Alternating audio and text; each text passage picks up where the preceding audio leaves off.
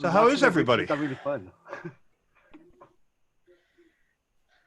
Good, I think, is a good word. Yeah. I went out to the first time to go to Pilates this morning, so first time venturing out for something like that. It's allowed now, huh? Yeah. How many Not people here. were in what space? Right. They were only like 6 because they're only doing half capacity, and then they alternate the equipment and then swap for the next class and then sanitize before and after. So I felt pretty good about it. So of course now I'm tired. It's been a while. So, now what you want to talk about today, I have been reading a ton in my news feeds. This is not based on search terms. This is just what shows up in Nuzzle and things like this about TikTok. Okay. Let's see what I've got here just in my feed. How advertisers are using TikTok during the recession. 5 ways to grow your TikTok following in just 1 month. I think there's another one in here. By the way, if you didn't hear, TikTok's new CEO is Disney's former head of streaming. He left Disney to take this job after he was passed over for the CEO job. They seem to be doing a lot. Here in the UK, they've been running an advertising blitz on some of the commercial channels here. So seeing some pretty creative, imaginative ads, trying to guess maybe who they're targeting with that. It's not the obvious, younger audience. They're very mainstream advertising, so it's getting awareness raising. And we have a new participant today, Dwayne. Hi. Howdy. The other folks have been on some previous chats, so if you would like to introduce yourself. Sure. I work at Monmouth College in Monmouth, Illinois, not the one in New Jersey, and where I'm an associate vice president of communications and marketing. And I've worked in higher ed communications marketing for about 26, 27 years after being in the newsroom at a newspaper. And Cool. I believe you are an FIR listener. Yes, I am, since about 2008. Oh, fantastic. Excellent. 12 years. That's cool. So you're from Monmouth, Dwayne, and I would add to it, not the Monmouth in Wales in that case, or the other one. That's right. Okay. Right. That's right. Originally from Is Kentucky, though, so they still consider me a foreigner. Welcome back, Jeff. It seems much better. And there's Dan. Hey, Dan. Dan's muted. Hey guys, how are you? Doing pretty good. All right, what is that? I see that you're in Singapore according to your background. Yeah. I am in Singapore. Yes, that's right. Or thinking of that. Yes. Super I trees. have been Shel. there. I have been there, but it has been a long time. I was there, I think, in around 2010, maybe. Yeah. I was there last These year. Last year. These pictures are 2013 or 2014. One of So those. you've probably got a long time still before you go back, Shel, I would think. Yeah, it'll be a while. But the first time I was there, which was in 1990, I think, I did make a point of visiting Raffles, not the original, but they do have the original bar, the actual wood bar that was in the original building. This is where W. Somerset Maugham used to sit and drink and write. My wife and I were in that bar 5 years ago, and then last year when we were in Singapore again, we stayed across the street from Raffles, and Raffles was closed for renovation.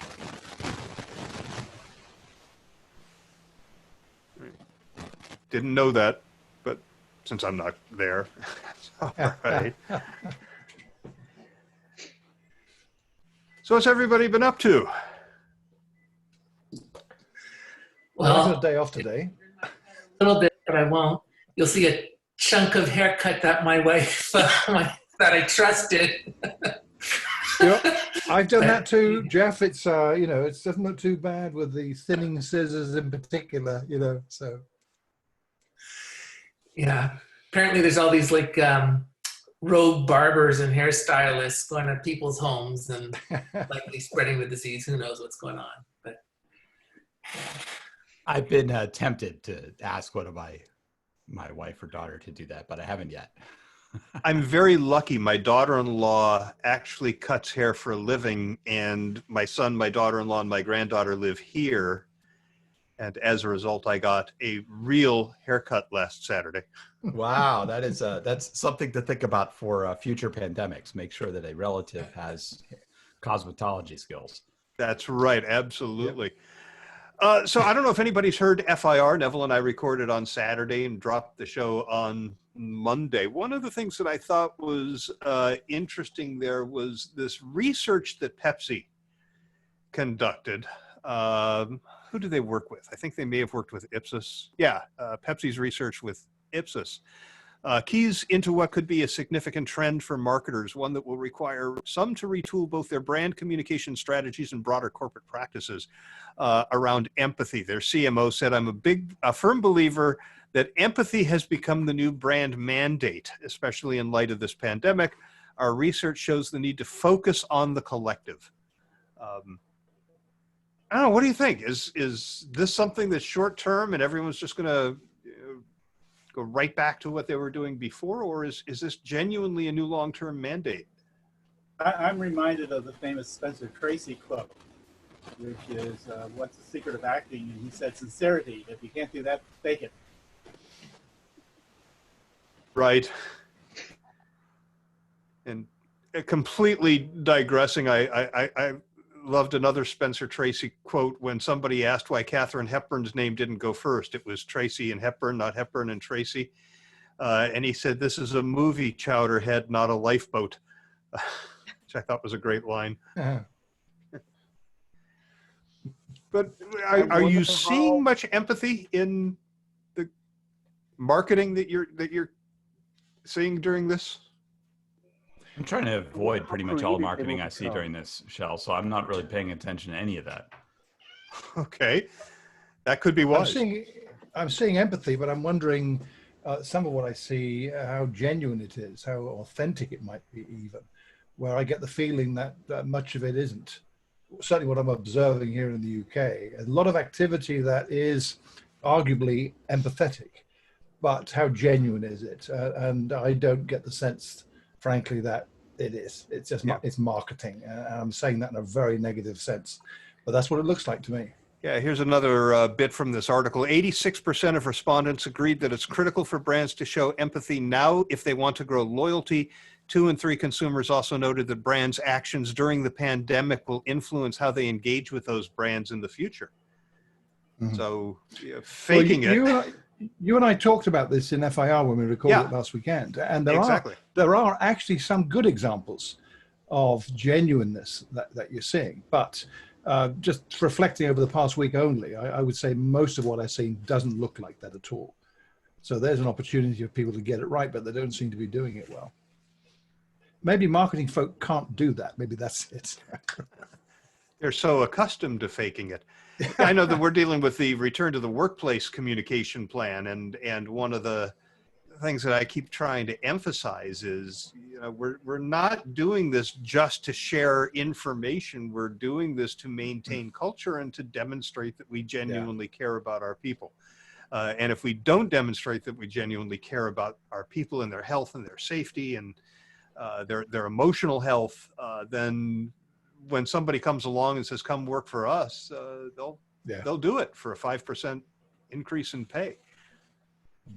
Is that not reflective then of the broader lack of loyalty that has emerged in recent years, where the notions of the original notions of loyalty to an employer and vice versa have really gone out the window by the way in which many employers have behaved with layoffs and so forth? No one seems to have loyalty anymore. And at a time like this, that probably is quite important, yet it's lacking. Maybe that's a contributory factor to everything.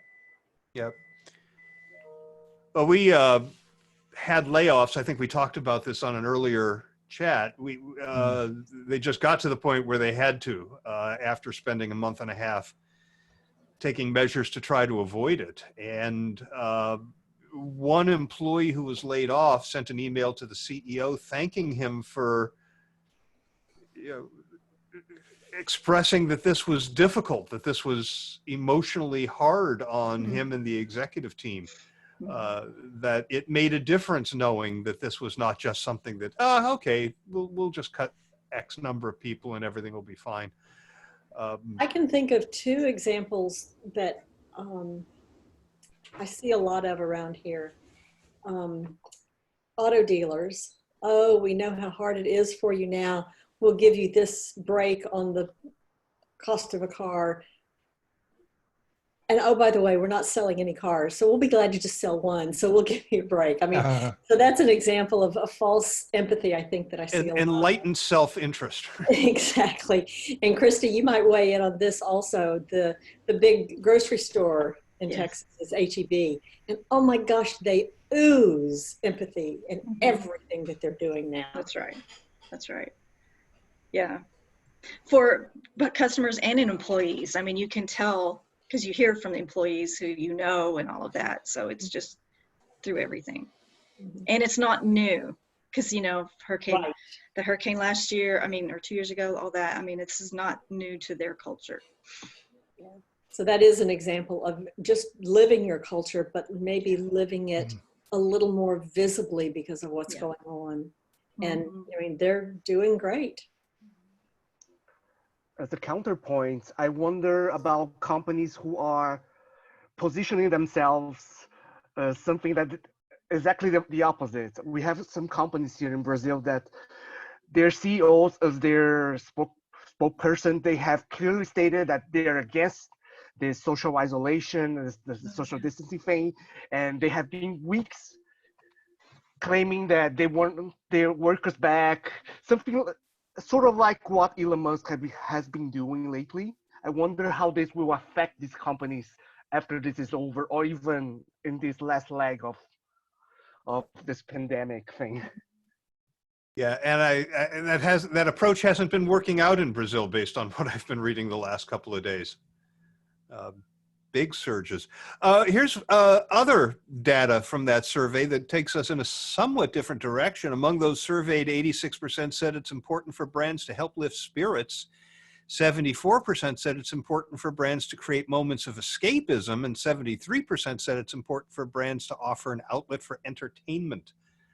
I work for a builder. I don't know what kind of outlet for entertainment we could deliver, but do you see opportunities there that maybe companies aren't thinking of? Can you get all your like a whole bunch of wood together and have a giant game of pick up sticks or something? That's right. A real world sized Jenga, right? Exactly. That's it, Shel. There's the opportunity you're missing, man. Well, I would think construction sites offer all kinds of opportunities for extreme sports. TikTok videos. There you go. I was going to mention that. My husband's a VP associate VP at UTSA, the university just across the street, and their execs are going to do a TikTok video. He doesn't even know what that is. So our college daughter who lives on TikTok was showing him what he's in for. So oh my, the college daughter's probably sitting there rolling her eyes every minute like, oh my God, Dad, you are so like not cool enough to be anywhere near this. Going back to TikTok that I started with, right. I grabbed TikTok when I read in an article that it was gaining in popularity, and it had 4 million downloads, which is just a fraction of what it has now. And I remember the first time I started scrolling through it, I was saying to myself, this stuff is just awful. And I've been watching it for 3 hours. Yes. It's compelling that way. But the quality of a lot of it has improved dramatically. Well, yeah. It does remind me of, Neville, help me. It was the 6-second Vine. Yeah. That's right. Yeah. Which is back now under a new name. Right. So there you go, Shel. You could, get some of your folks who are hanging around, whatever, go and have them do something at a construction site, put on your helmets and and mimic one of those TikTok dances or something, whatever the latest one is. Find out what song everybody is. Yeah, exactly. You know, I'm sure somebody could like put music to a drone tour of a construction site. I've done that actually. Well, right. I mean, I think you've already done some of those kinds of things. So I'm sure there are ways to dancing expand on the girders 30 stories up, that kind of, that'd be cool. There you go. With the drone filming it. Hey, safety last. You might even make the news. Well, they'd be wearing the hat, so that's okay. Right, they got the hats on. They might Yeah, have like as long as you're wearing a mask, it's okay. Right. As well, yeah, exactly. Hats, masks, and vests on the I-beams doing the TikTok video. There we go. You got it, Shel. You're the next viral sensation. So I'll turn that over to our social media leads, one of whom reports to me. That'll be. Yeah. I think she'll say, I don't know about TikTok. My sister was just sharing some TikToks about that she's been watching yesterday with me.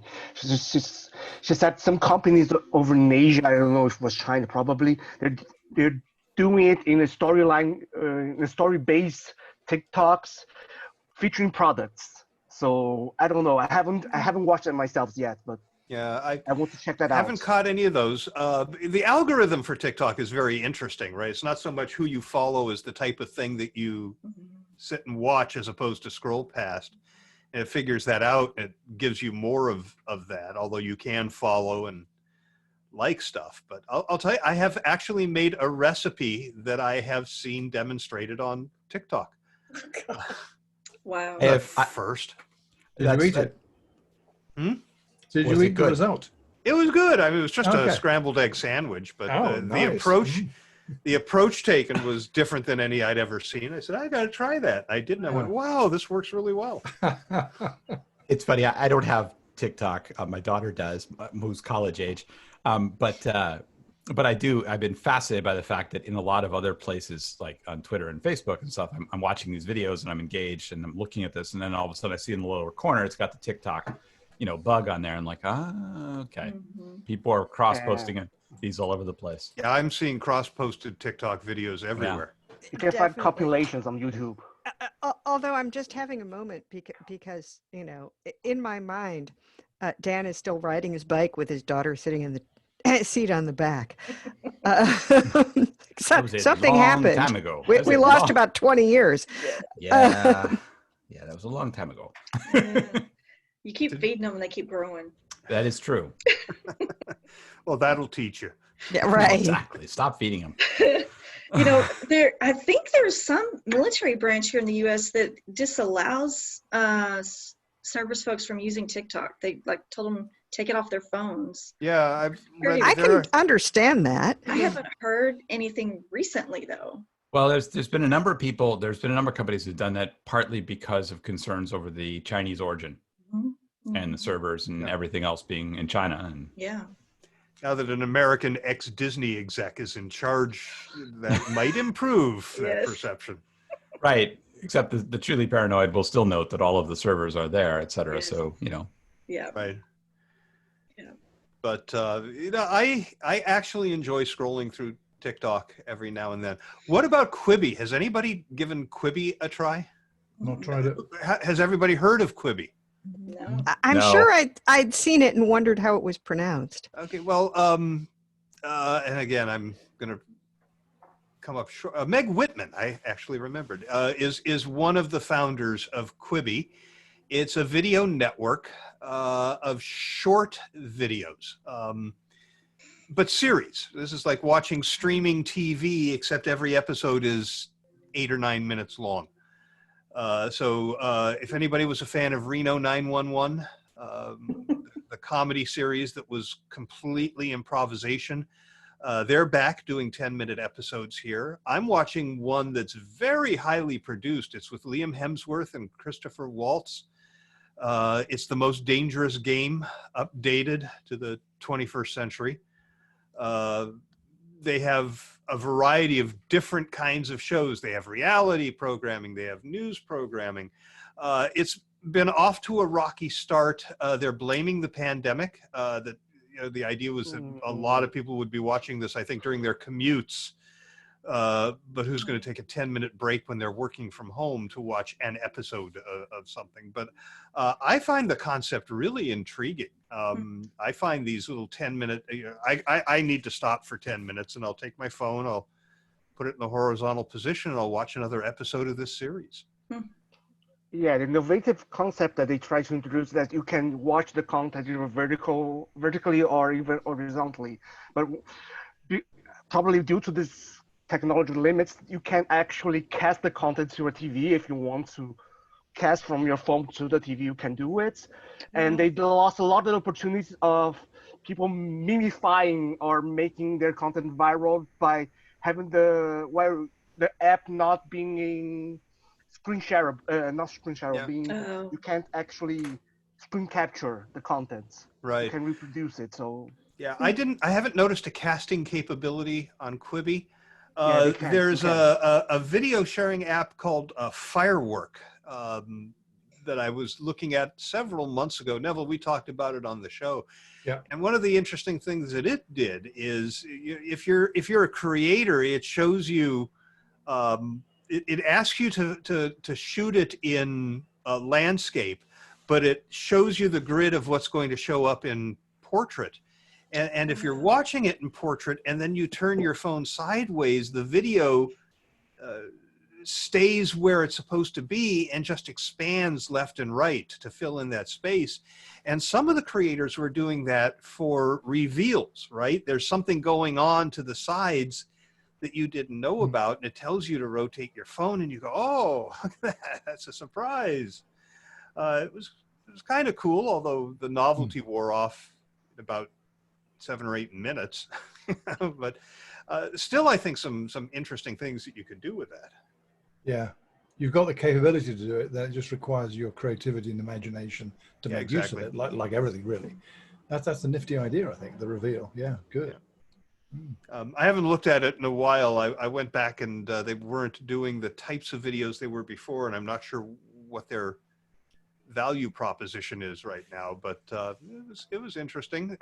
They had a series, it looked like improv comedians who worked in a Starbucks-like place. But there's no shortage of content out there. I was reading some news stories the other day, actually yesterday. You've probably seen these. This is pandemic related. One about someone in Singapore on a criminal trial was found guilty and is sentenced to death over Zoom call. They conducted that part of the trial via Zoom because of lockdown, and he was given the death sentence. This guy. Wow. So I thought, okay, there's an innovative use of it. I was just reading a story today. You may have heard of this one, Shel, only because it's close to you.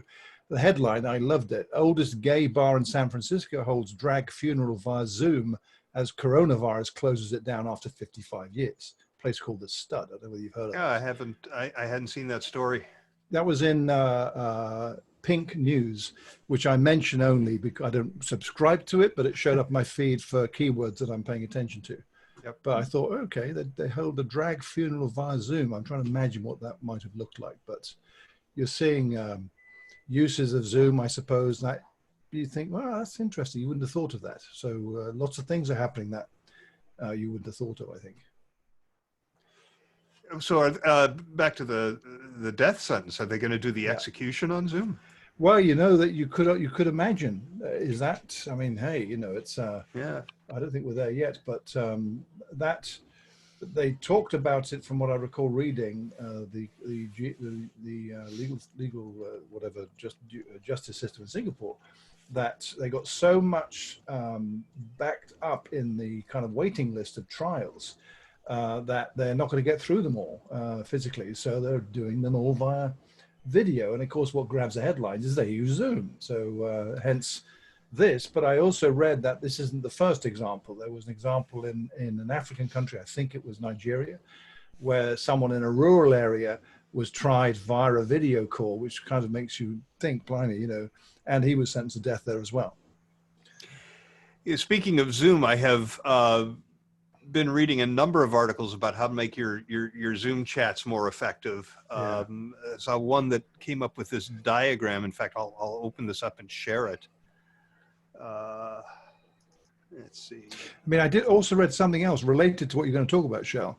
I can't remember the detail of it now. I don't have it open, but it was an article in Ad Age talking about the rise of a new type of consultant, which is a not quite a Zoom consultant, but someone who consults with people and organizations on how to present themselves very well via video conferencing, paying attention to background imagery, what kind of camera, lighting, all that stuff. Mm-hmm. And you're seeing, I hear that a lot in our own organization. We've got people looking at that kind of thing now. It's very important. You know, the days when typically on a call with colleagues, you'd have that, you know, that kind of patchwork of thumbnails in front of you.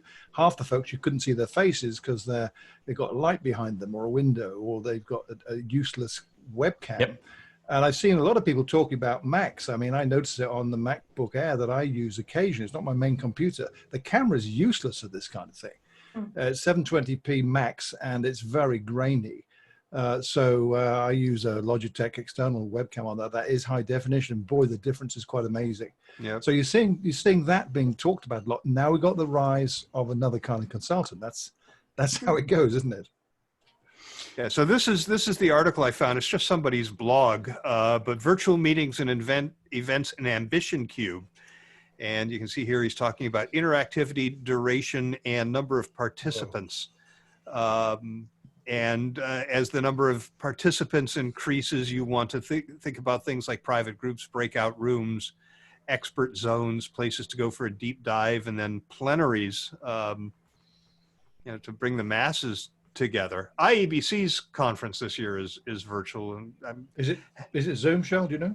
I don't know. I think it's not. It's a conference, a virtual conference platform. Okay. But I'll be very interested to see how much they look at not necessarily this model, but the elements of it. I mean, the more interactive you want, going from completely passive to completely engaged, and how are you going to do that? Are you going to have chat on the side like they have on Zoom? Are you going to have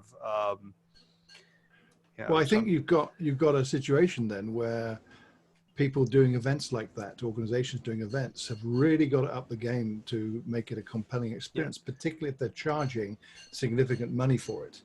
So you need to wow people. You know, you're not going to have one of the prime reasons people go to events, I mean, you know this more than I do, Shel, is the physical get together with folks you're going to meet. None of that's happening. So it's all staring at a screen. And how are you going to make that so that people want to come back the following year if you're going to do it? Is that where you're going to evolve for much of what you do professionally in terms of delivering content that way?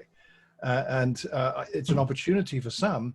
I've seen some commentary I've read recently of things people are trying to make those compelling experiences. So we're on the start of that in that case, I would think. Yeah, it doesn't have to be expensive. You know, we have a few clients that would have, they used to have benefits fairs where the different vendors, the EAP and the whatever wellness people would come and set up booths. But now they're not. So they are doing these virtual fairs. The vendors are chipping in by providing virtual gift cards and stuff instead of, you know, little pens or mugs or stress balls that they used to give out. They're contributing towards that. And my understanding is there's two key pricing programs depending on the virtual conference vendor. One is, you know, by the conference or by the fair, which could be, you know, could be affordable if you're only doing one. And the other is more of a subscription, like an unlimited use. You could have many of these. And my understanding is that these are gaining in popularity. We have a few clients who are starting to use that, and we as vendors have been approached either to contribute, or we as consultants to help with the deployment of that. But it is gaining popularity, and it is something I think will extend beyond the COVID-19 stuff with remote workforces and just exposing people to the products and services your company offers. Well, and to this article, Shel, I put the link in the Zoom chat. Yeah, I saw that. Thank you. It's Yeah. So, I mean, somebody stumbled upon something that worked and then decided to write about it, and here we go, et cetera. And I think it is definitely interesting to think about. 2010 called and they want their website back. Well, okay. So outside of that, but it is interesting. And I think one of the things that this is causing people to think about is how to up their game, in terms of, when you're presenting visually and things like this, for me, one of my biggest struggles continues to be lighting. And so I'm still working on some good lighting here. If you look at my face right now, it's brighter, it's well defined, but I've got like light coming off of me in different places. You're a little shiny. Mine's I'm a all little red. shiny. I didn't have a chance when we started to run over and turn off my office light, but if I did, I would be lit by this. Mm.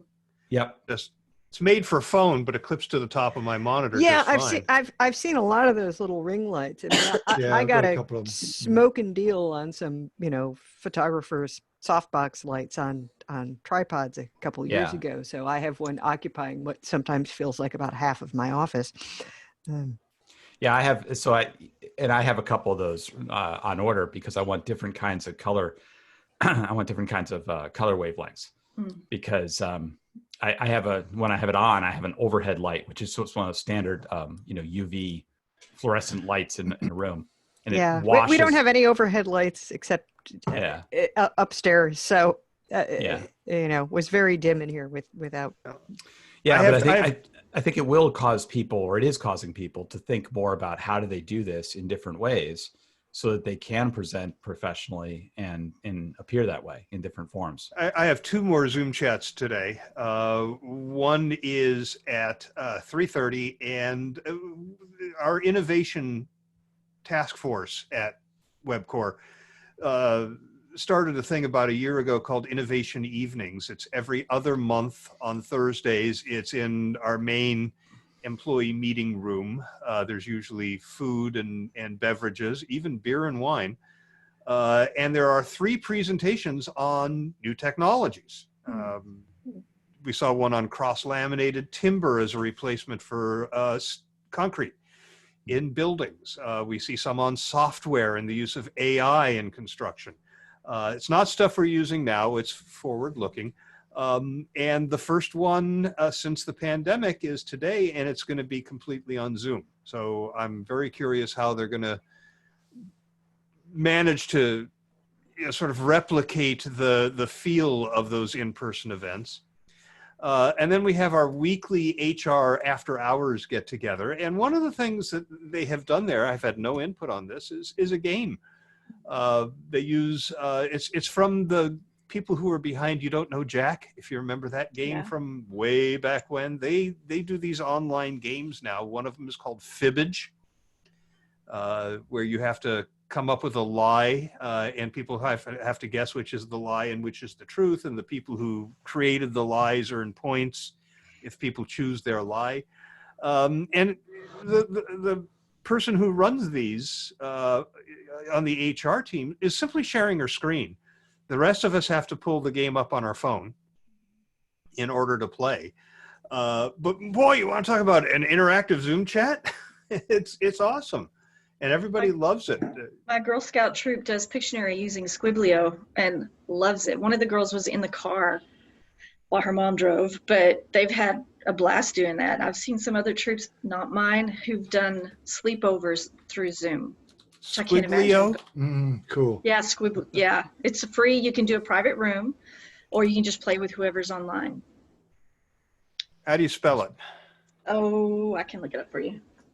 I almost know for sure, but I want to tell you right. That sounds a neat idea. So Shel, you mentioned you have, I forget, several chats left today. You probably had a couple earlier. Do you think there's a fatigue happening, or always having to be on and quote unquote not getting work done? Well, I think there's 2 questions there, Jeff. There is definitely Zoom fatigue happening. The fact that you're always on camera is one of the things that I've read is an issue. There are also, people who are fine going to meetings who are uncomfortable with the the video conferencing platform, let me find this article. This article was actually recommending ways to get these people engaged without taking them out of their comfort zone. The other thing is, I part of why understand. Zoom has the hide your own image feature, I think. Right. For the people who are super self-conscious. Because, yeah, I have, you know, my best friend is 70, and she's like, I am not going on any video meetings. I look horrible. The other thing is, I understand that because you're so intently focused for an hour or however long, you don't, even more so than doing computer work, you're not blinking. And so your eyes get tired and you get a headache and then you're really fatigued. Right. That's assuming you're actually focused. So here's you know, there is plenty of opportunity to multitask the same as people often do in live meetings if it's not like of immediate relevance to them. No, but before with just conference calls, the no one could tell that you're doing emails and other work and just listening with one ear kind of thing. Yeah. Well, I mean, you can't see what I might be doing with my screen as long as it doesn't get into the camera view. So, you know, you just have to choose a form of multitasking that's not too obvious. I listened to a webinar a couple of weeks ago on health, you know, during all this isolation and everything. And one thing they said is to schedule your Zoom calls or team meetings 2 hours apart, which just is laughable. There's not that many hours in the day to be able to do that. Well, yeah, but I do attempt to at least schedule them like, you know, 15 minutes apart. That's so that good. there's an opportunity to Yes. use the bathroom. Yeah, well, exactly. I mean, that's what happened to me today, right? Is because I got back from the clinic. I immediately had to jump into the Circle of Fellows. And that ended at the top of the hour when this started. I think we have to start looking at scheduling things the way universities schedule their classes, right? Where it's not really an hour class, it's a 50-minute class. That's or true. You know, like your visit to the therapist, where you know, you have some transition time. 45 minutes of a break in between. Or if my Apple Watch tells me it's time to stand, then I stand. All right. Well, good for you. It's a huge production for me to stand because I'm working a chaise lounge. So, you know, I have to move the laptop carefully over without colliding with my second monitor and you know, step out from under the assorted cables and then stand up. So I tend to, you know, postpone that. And then all of a sudden it's like, oh dear, I need to get up really quick now.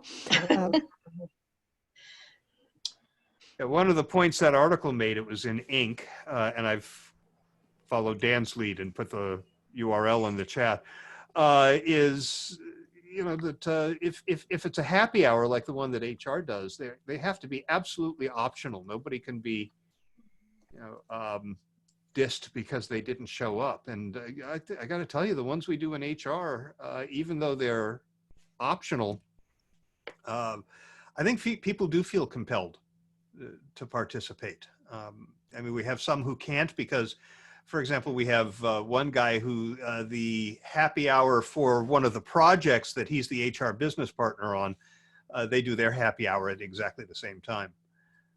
So he has an excuse, but everybody else is there, by God. So, guys, I need to drop. I'm past my limit for Zoom time today.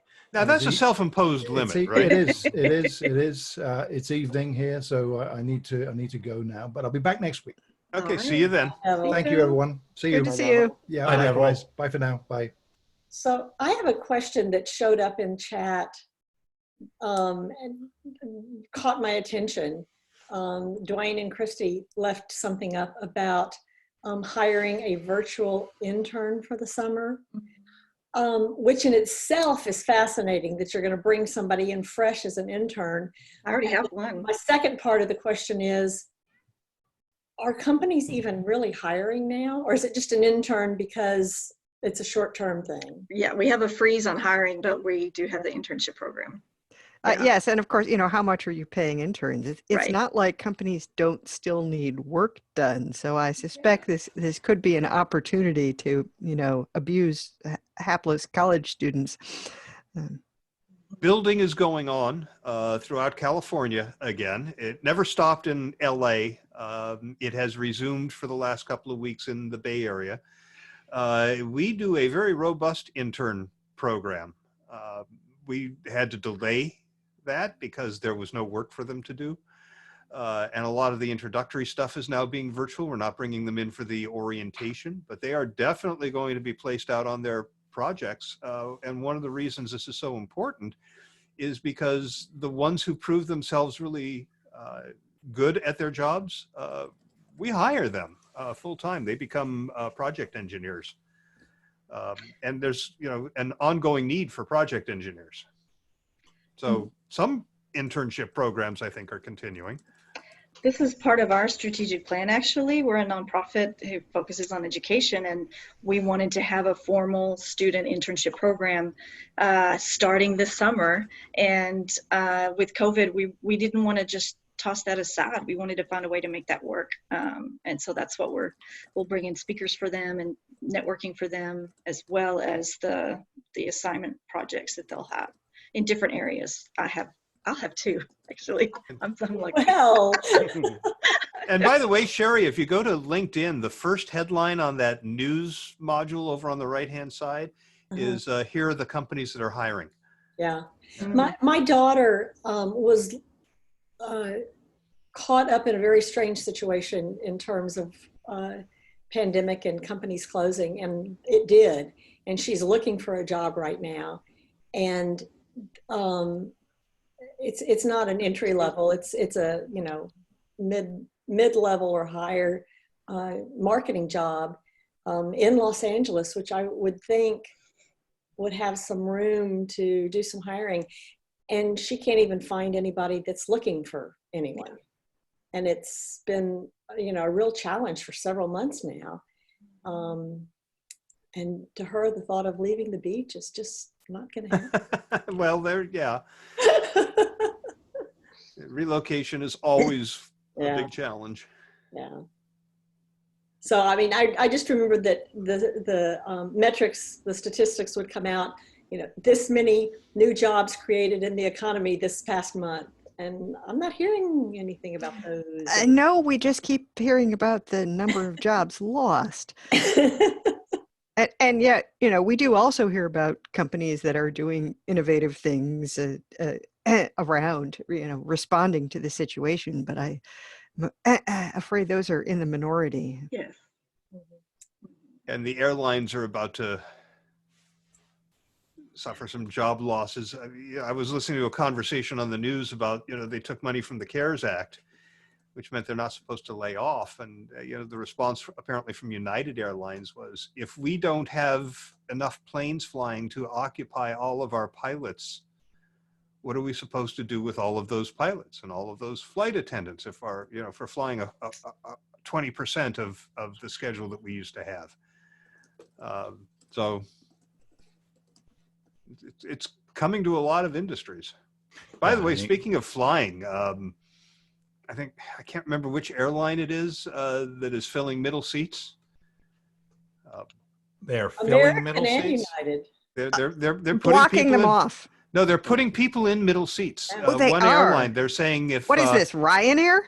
Wow. I would think Ryanair is having people sitting there in the laps of the people in the middle seats. Right. Yeah, I mean, like Shades of People's Express.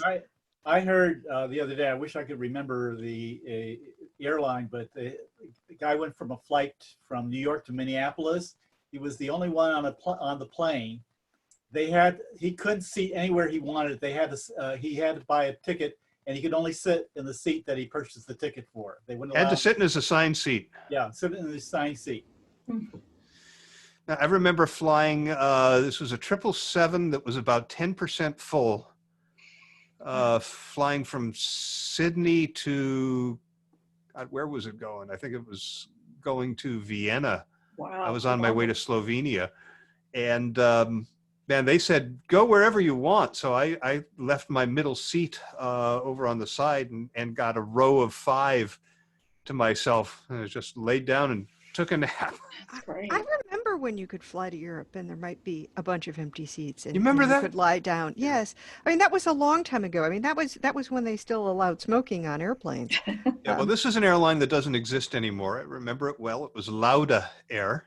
Niki Lauda, the race car driver, took all the money he had won and created an airline. And I reminds me of what Richard Branson said about building an airline. He said somebody asked him, how do you make $1 million on an airline? He says, well, you start with $1 billion.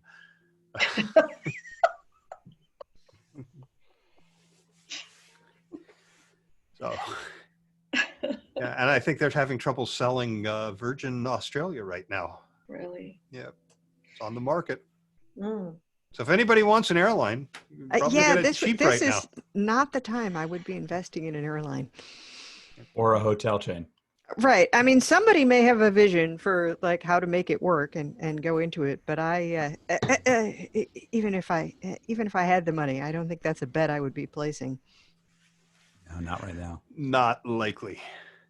Talking about travel and destinations, anyone else following what Disney is doing over in Shanghai, in which they're starting to reopen the park with scheduling the guests, something like that. Yeah, I read about their private tour of Disney. I read about their plan for reopening Disney World. And we have 2 Disney reservations coming up. We're supposed to be going to the Aulani Resort in September. And my wife's 65th birthday is a big deal. We're going to go to Disneyland for 4 days. She's a Disney girl through and through. And just wondering, when are we going to be able to go at all? And if we are, what's it going to be like?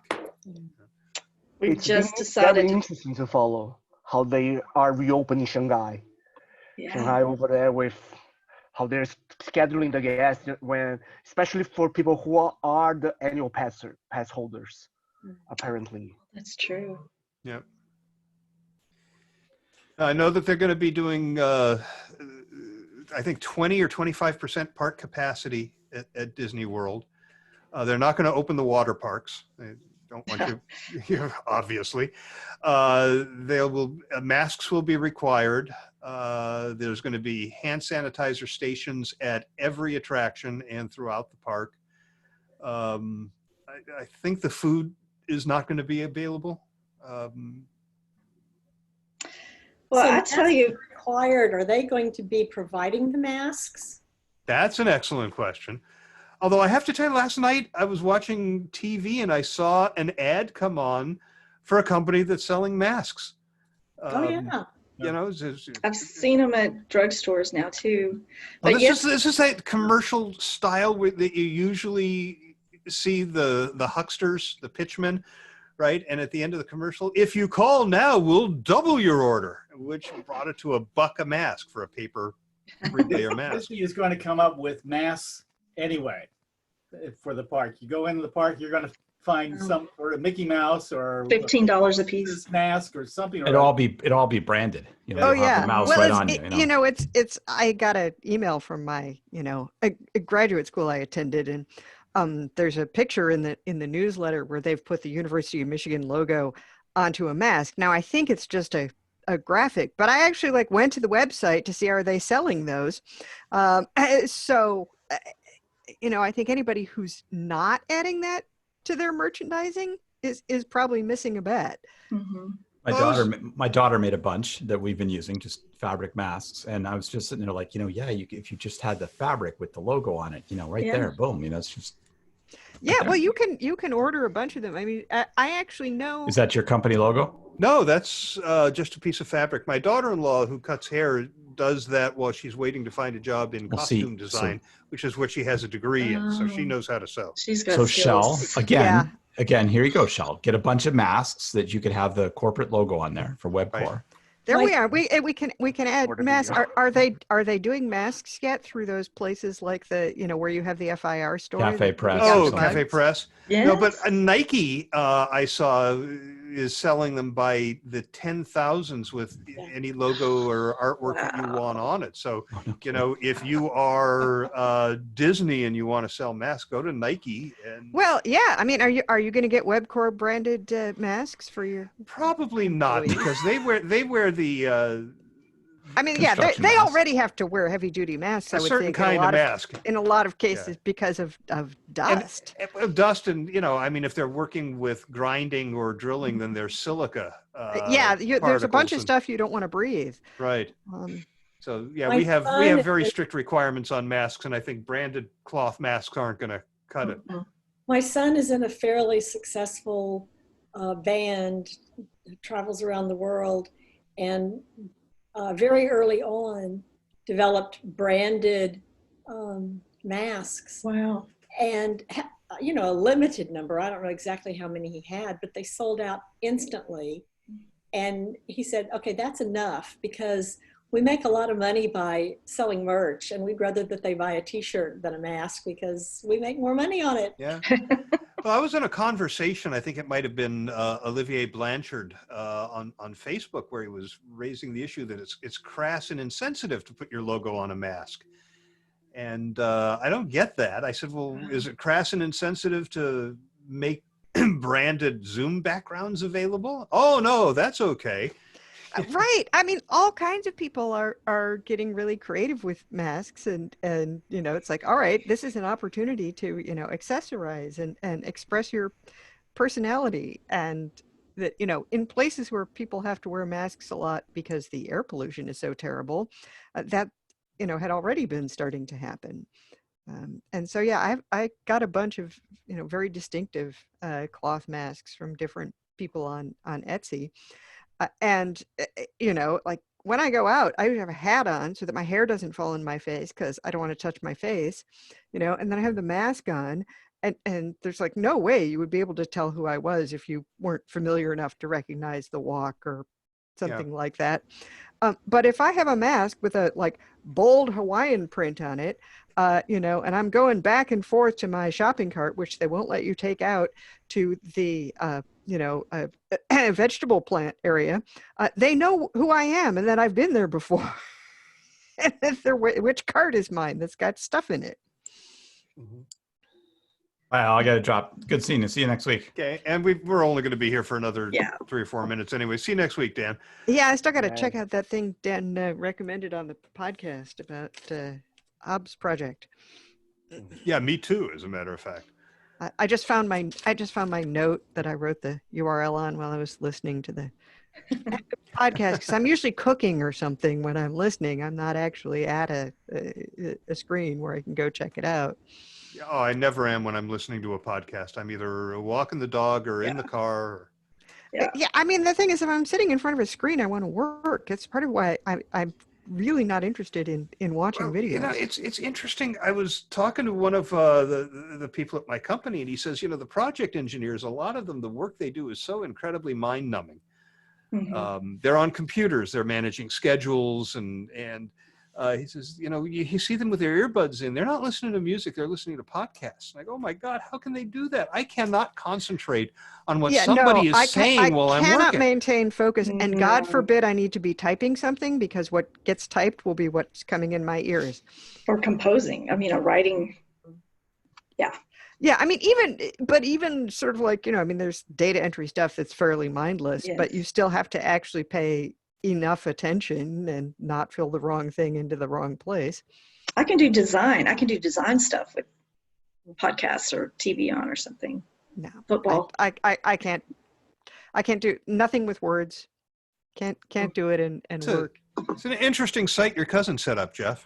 Oh yeah, he did this with 4 professors at Rotman, which is University of Toronto's business school. Wow.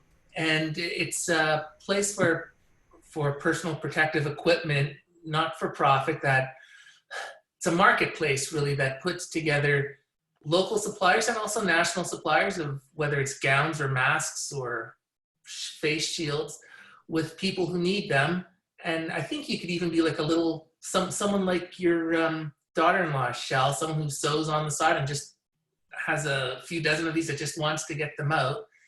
and then it's up to the people to figure out, the distribution and all that. But it's totally not for profit. And I told him today on his LinkedIn post that I see a huge potential, not just for this as a marketplace, but even a labor marketplace post-COVID to match skills in the whole gig economy and the changing workforce and, that kind of thing. So we'll see what he does. Yeah, we need to talk about data tables, responsive design. But I think it's a great service. But yeah, I don't know. I mean, are people going to necessarily be at a large screen when they're looking at this? Or would they be on a tablet or a phone? Because well, this particular thing was a very quick, just to the urgency of it. So it was developed very, very quickly to put the multi sides together. And I on his LinkedIn post, there were I can't remember what he said. It was like more than 1 million. Not transactions, but don't items. Say hits. No, items. No, I think what he probably means is for like 100,000 by one organization and 500,000 for another. Oh, but wow. Okay. 1,000 orders for 50 kind of thing. Right. So it's gaining some traction, and it's. Yeah, no, it's a terrific project. Yeah, my daughter-in-law is strictly on Instagram, and she's sewing all day. She had an order from a clinic for 40, which for her, I mean, it took 4 or 5 days. If you're a one person making stuff and you're, making it carefully. It's kind of interesting. These are made with these, a little pocket. Oh, really? So that you can put a paper filter in it, which is nice. Hey, it's the top of the hour, and I have to get to work. It's 11 a.m. here, and I have not touched base with my job yet today. So yes, those pesky clients have to get back to them. And employers. Yes. So we'll be back next week. Y'all have a good week. See y'all later. All right, great to see everybody.